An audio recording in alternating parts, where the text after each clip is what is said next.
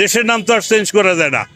আমাদের প্রধানমন্ত্রী বেগম খালেদা জিয়া তার জীবিত থাকায় উনি বলছিল যে গোপালগঞ্জের নাম চেঞ্জ করে দেবে, সেই কথা বলছিল। সেইটাই আমরা বলতে চাই, ওই জেলা আসলে নাম চেঞ্জ করা উচিত। কারণ ওই জেলা থেকে যে দুর্নীতি হয়েছে, ওই জেলা থেকে যে মানুষের প্রতি অত্যাচার অবিচার করা হয়েছে, মানুষের প্রতি যে জুলুম করা হয়েছে, ওইখান থেকে যে নির্দেশনা দেওয়া হয়েছে, সেই জন্য ওই জেলার নাম পাল্টাই দেওয়া উচিত। গোপালগঞ্জ নাম পাল্টাই অন্য কিছু নাম রাখা উচিত। আপনার মতে কি রাখা উচিত? এই ভাঙা বাড়িতে এখন কি করবে? বাঙার বাড়িতে কি করবে? বাঙা বাড়িতে আর কিছুই করার না। এটা যদি আরো দুলার সাথে মিলিয়ে দেয়, তাহলে তো আপনারা সাংবাদিক যারা আছেন আপনারা আসবেন না, আমাদের নিউজ নিতে পারবেন না, আমরা কথা বলতে পারবো না।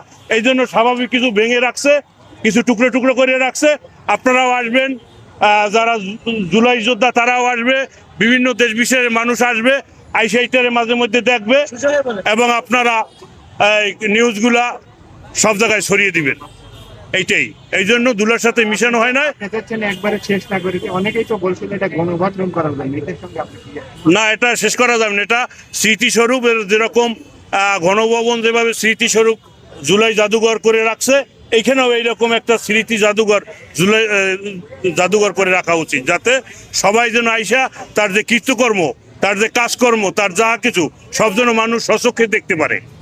দেখার পর তারা যেন অনুভব করতে পারে যে এটা আমাদের যে পরবর্তী প্রজন্মগুলো আসবে, আমাদের ছেলে সন্তান, আমাদের যে ছেলেরা ছোট আছে, মেয়েরা ছোট আছে, ভাইরা ছোট আছে, পরবর্তী প্রজন্ম যেন তারাও বুঝতে পারে, দেখতে পারে যে এই জুলুমবাজ, এই মানুষ হত্যাকারী, এই শিশু হত্যাকারী, মানুষের চোখ উপড়ে দেওয়া, মানুষকে ঘুম করা, আয়নাঘর করা, এগুলো যে করছে, এগুলো যেন পরবর্তী প্রজন্ম তারা যেন বুঝতে পারে যে এইটা সে করেছিল।